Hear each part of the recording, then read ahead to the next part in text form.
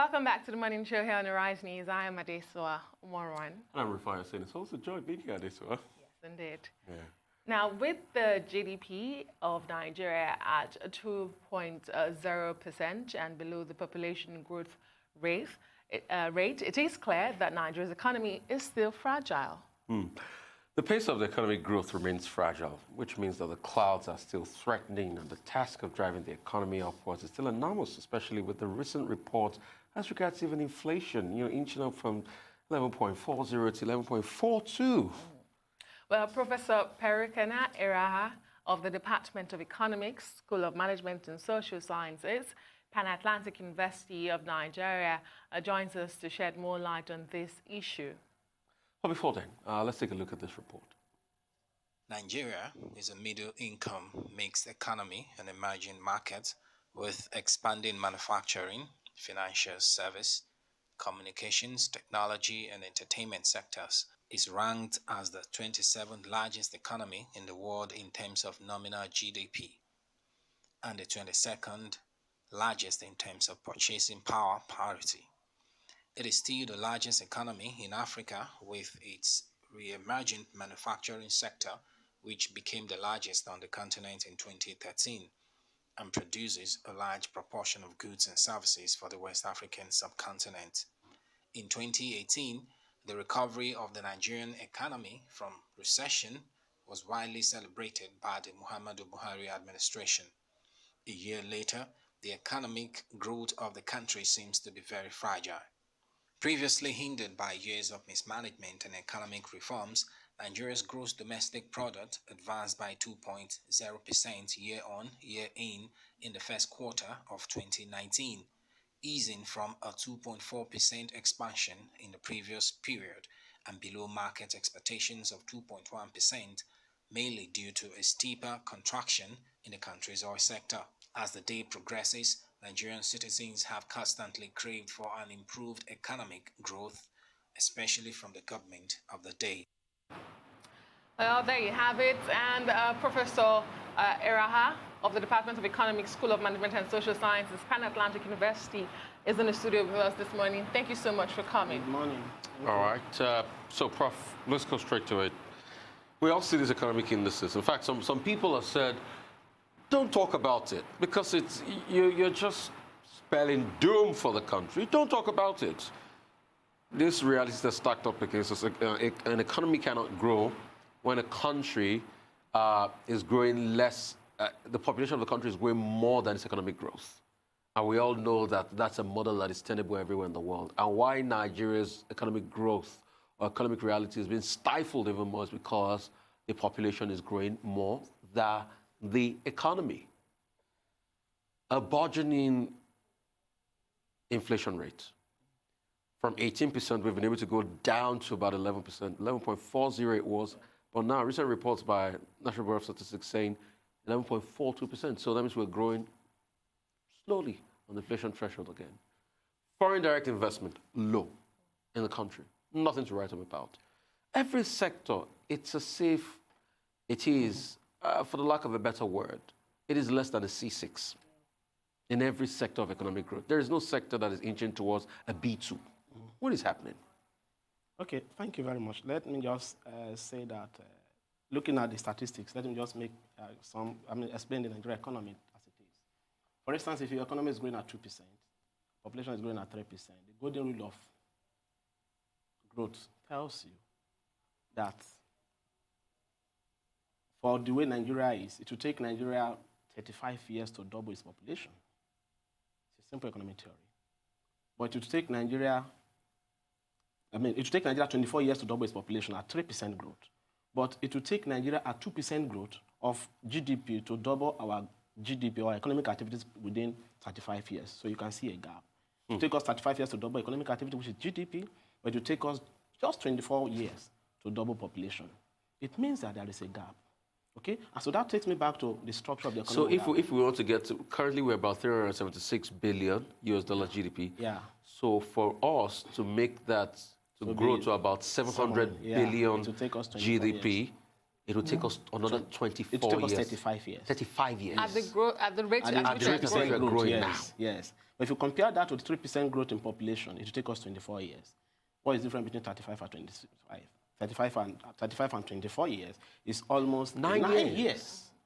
So that gap is what will make mystery index to be on the increase, even now, or unemployment to be on the increase, underemployment to be on the increase, poverty rate to be on the increase. All these dropout of school issues will be coming in here and there. Now let me take you back to the structure of Nigeria economy. Nigeria economy by GDP is contributing from non-oil sector about 90%. Oil sector takes less than 10%. But on the export side, the same GDP that comes from non-oil sector that contribute 90% contribute less than 10% to export earning. It means that the oil that contributes less than 10% is the one that is not driving export. It tells you that there's a structural defect. Because how can you produce so much within the economy, but your goods cannot cross your border?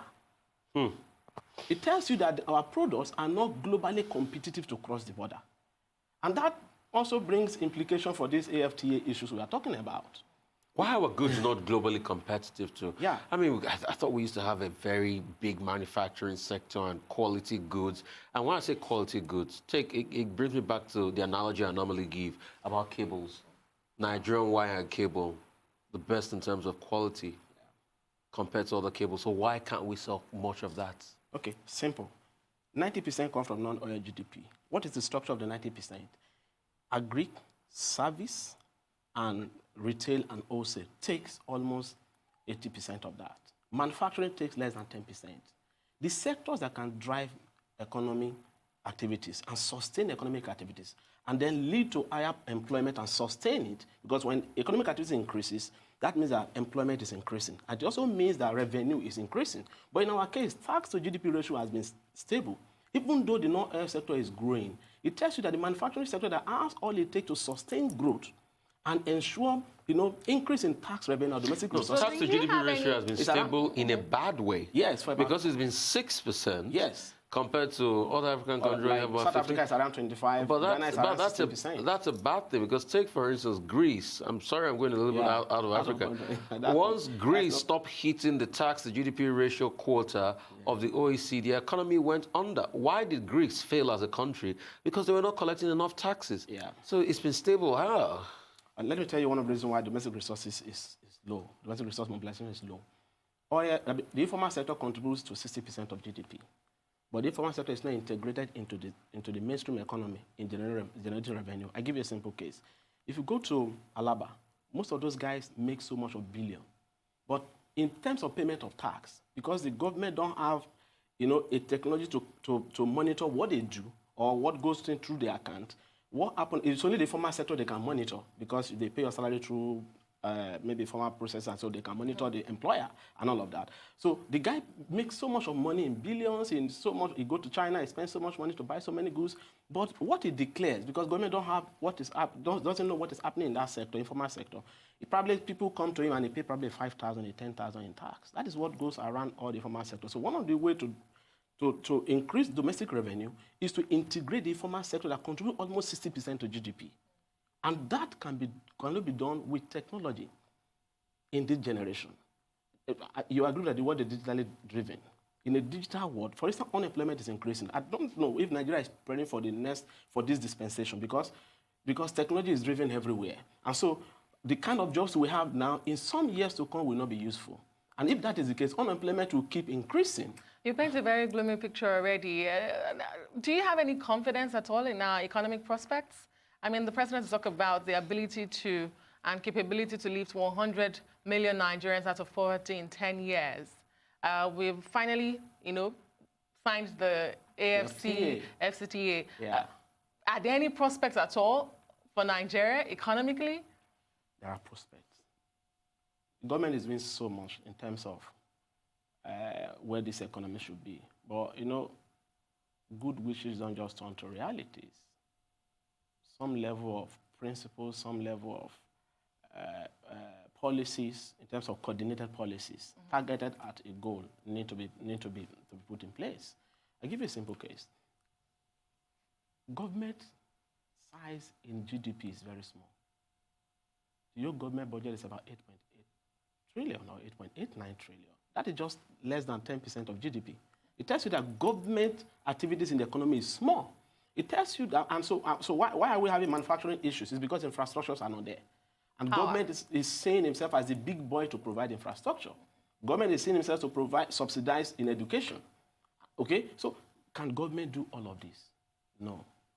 If we want to change the tide and ensure that this country is put on a path of growth that we talk about, then the system has to move away from government playing as a big boy and move to the private sector. We have a GDP currently GDP is about 128 trillion.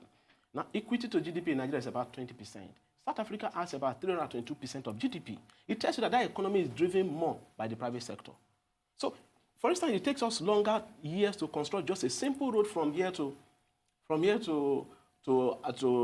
Ibadan, and because we don't have the resources. Though physical discipline is one aspect of it, but we don't have the resources. And so if we don't have the resources and we have a GDP of about 128 trillion, instead of going to the bond market, why don't we do what I call securitization of assets? What do I mean? Me and you will buy into become shareholders to that project. The money we raise in the equity market. But that's how they deal with the Sukuk bond for roads, for FG roads. The what? The Sukuk bond. The Sukuk bond is not from the equity market. Yeah. It's from the bond market. Okay. And that accumulates debt. And that's why our debt is rising the way it is. So how do we buy into the bonds? Yes, me and you, no, not bond, equity. The For instance, equity. you just take one, probably a private firm to manage that road that will raise the fund within the equity market. So me and you will buy. Somebody did not to buy into the shares of that company. The money we use to construct that road, and then it will generate revenue for itself because a toll in and a toll out will generate revenue to maintain the road. So what is taking us 5 years and causing traffic and killing people on the way and making production to be hampered can be resolved within a year. And then government, instead of that money, will not be taken to social infrastructure. But a lot of Nigerians feel taken aback when you say this. You know why they're taken aback? A lot of Nigerians in 2019 are shocked at the fact that you say government doesn't really have money to do this project. A lot of Nigerians still remember the words of Yakubu Gowon in 73, 74, that say the problem is not money, but how to spend it. A lot of Nigerians have parents that told them about Udoji, Jerome Udoji's commission, and the Udoji windfall. A lot of Nigerians still remember the cement armada, the biggest import of cement in the world in the 70s in this country, over 20 million bags. And you're telling them they don't have money to power the economy? Okay. Explain this. Maybe it's hazy. Okay, let me explain simply. That government doesn't have money to power all of this? Let me explain to you that with leakages and platform for rent seeking in a system, it will breed inefficiency. One of the ways to drive an economy is price system. Price system is the efficient is what gives us efficient allocation of resources. When a government when the system is prone to rent seeking and inefficiencies, you don't leave that system within the hand of the government. But Buhari alone cannot do it. So you have to look around for what other alternative we have. If you keep doing one thing and it's not working, there's something wrong somewhere. I give you a simple case. For example, the subsidy case now. Subsidy, last year report talked about we spent almost 1 trillion in subsidy. Why do we subsidize import when we can subsidize production here? Than subsidize import. If you subsidize import, what you are telling us is that you are subsidizing production outside of the country. And when you do that, those guys will produce more and employ more at the expense of your country. And so what happens is that it gives room for rent seeking and stealing within the system that will make inefficiencies to be on the increase. And poverty will always be on the increase. Unemployment will be on the increase. And so one of the ways to resolve that is to go to economic principle. And economic principle tells you that price system is the efficient allocation. Look at the NEPA sector, sir. If today I pay a NEPA bill of 10,000 in my house per month, if they increase it to 30,000 and it's going to be stable, I will do it. But I own a generator almost every day. Do you understand? So private, look at the phone you carry. When it first came out, the price was, to buy a line was almost how many thousand? But when you give, what government need to do is to provide regulation. Okay. And not be an actor. We'll come back to talk about regulation and why the private sector is shying away from investing in Nigeria after this quick break. Please stay with us. Great to have you back here on the morning show on Arise News. Professor Eregha is here. We stay here with us in the studio. We're talking about investment. Yeah. And my question to you is, what are the general concerns? Because you've highlighted that government really has no business in business, is what you're saying. Yeah. But we have a private sector that is not investing so much, is what I hear from you. what are the general concerns of investors in Nigeria, especially those from the private sector here in the Okay, I'll country? give you a simple case. First and foremost, it's not because the private sector is not investing so much. Because we have a 128 trillion GDP. But equity to GDP just 20%. That means there's so much to harness from it. But the system doesn't give room for that. Okay, for the sake of our lay listeners, can you break equity to GDP ratio down? I mean, can you make them understand? I'm talking about market capitalization. Okay. The equity market is the market, is the financial market that finance long-term investment. Okay. So you can get, for instance, in the bank, the money market, which is the banking sector, a loan is about 2 years, but in the equity market, it's as long as you want it. So companies that go to the equity market ask long-term financing. Okay, so the equity market to the GDP is It's 20%. around 20%, compared to somewhere like South Africa, which is about 322%. It tells you that economy is driven more from private. Even the infrastructure that they have there is driven more from that. Okay. Coming back to your question, what is growth? Growth is the accumulation of factors of production and the productivity of these factors. That means that the factors of production must be very productive. In Nigeria, they are not. And what are the reasons why we don't have productivity? 3 things. Number one is institution. When a system breeds corruption, it kills productivity. When it takes you longer time to process a file and get some things done, it kills that. And that takes me to the civil service we have. In the early years, the civil service, they employed the best, government employed the best brain. But now, private people employ the best brain, government employ the fail-out. And these are the ones that will drive the rules that we'll talk about. So inefficiency in the civil service and so many of these issues. So institution is very key for driving growth in a system. Number 2 things that drive growth is skill. You cannot grow beyond your skill knowledge. And that takes me to the issue about what is happening to our technical schools. We're talking about SMEs, we're talking about industrialization, we're talking about manufacturing. Okay? SMEs are not driven by money alone, but by what I call technical know-how. The 3rd thing is technology that kills productivity. And when we were off the air, I was just telling you that, for example, to climb a palm kernel, to cut a palm kernel, it takes you how many hours? The guy can even fall. But with the technology, that thing can be cut within, that is what drives production. So we are not innovation-driven? Yes, we are not innovation-driven, and that is what kills productivity. And so government should look. Today, technology is entering into production process now because we are in a digital world. And so government should look beyond the normal jobs that we talk about, but provide regulation that will allow the private sector to be innovative enough to be able to drive production and then increase unemployment. And when employment is increased, domestic resources will increase. You cannot be growing and then output is increasing, and then your tax to GDP ratio is remaining at the same level. Okay. It means something is wrong somewhere. Okay. I want to put in an argument here. Yeah. You're an economist. Yes, sir. I did some basic level of economist.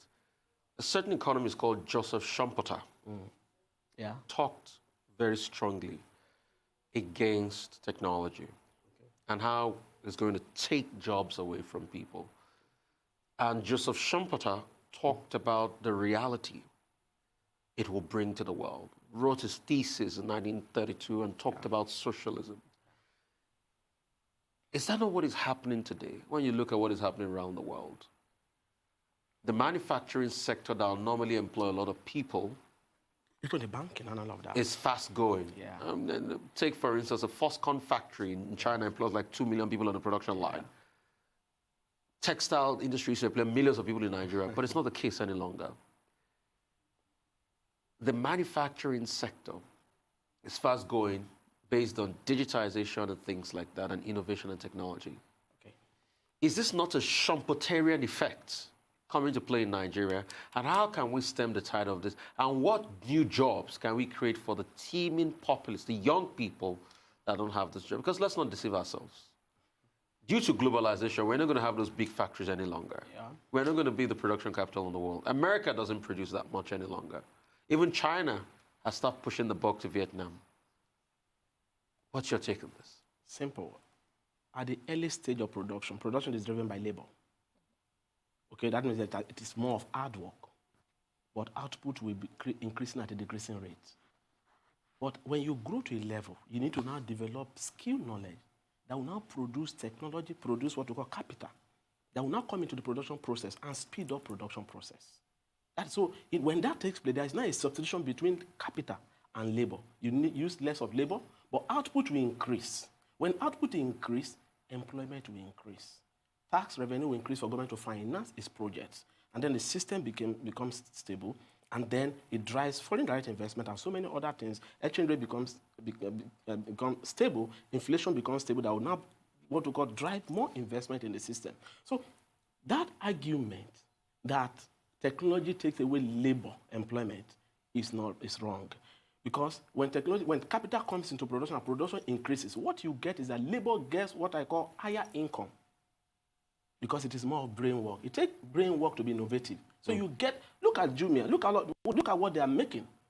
This is something that a professor cannot make. It's innovation. So when he makes that, he employs more.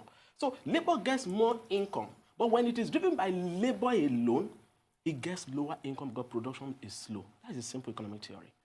So Nigeria now need to position itself, because the next industrial movement that is coming, revolution that is coming, is going to be driven by technology. How prepared are we? Is the question. Great question, waiting to be answered.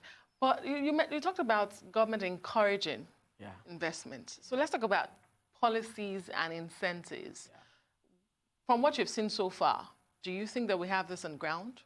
I mean, there's the much celebrated economic recovery and growth plan of the Buhari administration. Yeah. Is that enough? Simple. Let me just give you a simple case. That is why I still talk about what I call one of the killers of productivity is institution. And I link that to the question you asked.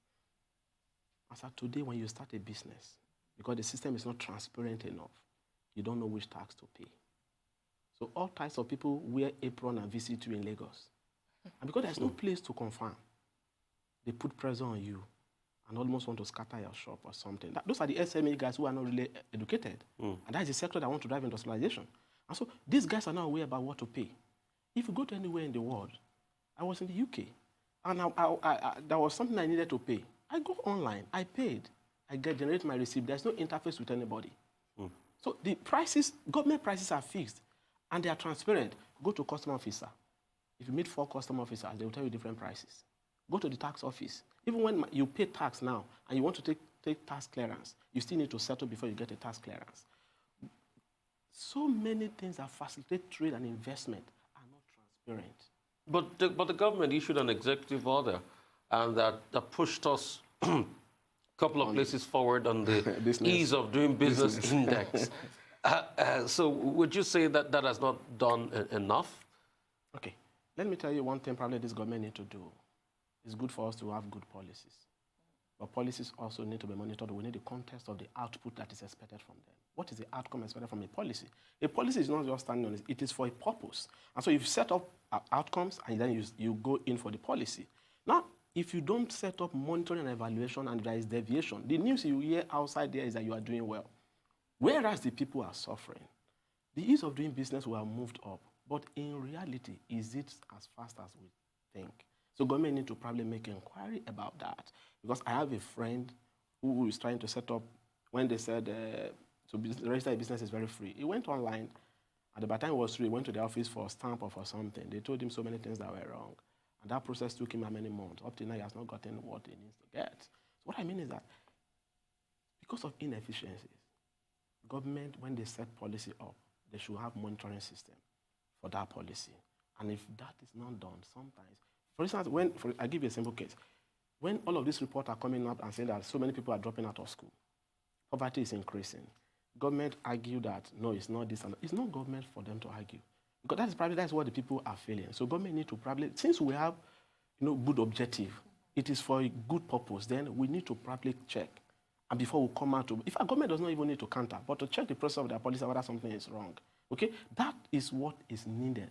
That will put us on the path of... Well, a lot of people say the government argues because we're in a country that once they start to throw this darts, and I mean the darts, once what I call the darts in this case is reports by the likes of the Economist magazine and co. Once this report starts to come out, these are darts that can bring down the credibility of the government. So you need to argue it out. Because we're quite very political. Some of the statistics are from, for example, NBS is a government agency that drives growth is 2%. And the possibility of us going back to recession. What may put us into recession is an economy that exposes its export sector to a seasonal shock, which is oil price. Our revenue, for instance, our budget for this year has an oil price of 60 barrel. Presently, oil price is below 70. So if it goes below that 60, what will happen to fiscal deficit? It will widen. And government will borrow more from either the domestic market or externally. When you borrow from domestic market, what happens is that you because there will be monetization of deficit financing, that put pressure on inflation. So interest rate goes up, it crowds out private investment, and then it affects even the export sector. Okay, so these things are tied together. Okay, so what I mean is that one of the way government should now look forward, even when we design our budget, and then put all our budget within the context of what I call the oil price. What happened to the non-oil revenue? Go put more emphasis on the oil price than the non-oil revenue. And so for instance, look at what is happening in China and US. China and US take almost 34% of GDP. Nigeria came out of recession in second quarter 2017. That same time was the same time what GDP moved up. It means our economy is depending on global demand.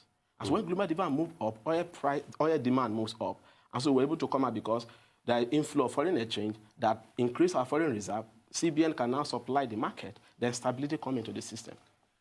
Okay, most importantly, it's going to be a tale of the understanding of the domestication of the economy. I wanted to certain, we'll like to still have you, Professor Eregha, to come, share more insight as regards how we can truly domesticate the economy, how we can live inside out. Because when you see all the countries doing so well, it's because they've been able to tap their resources into the resources within.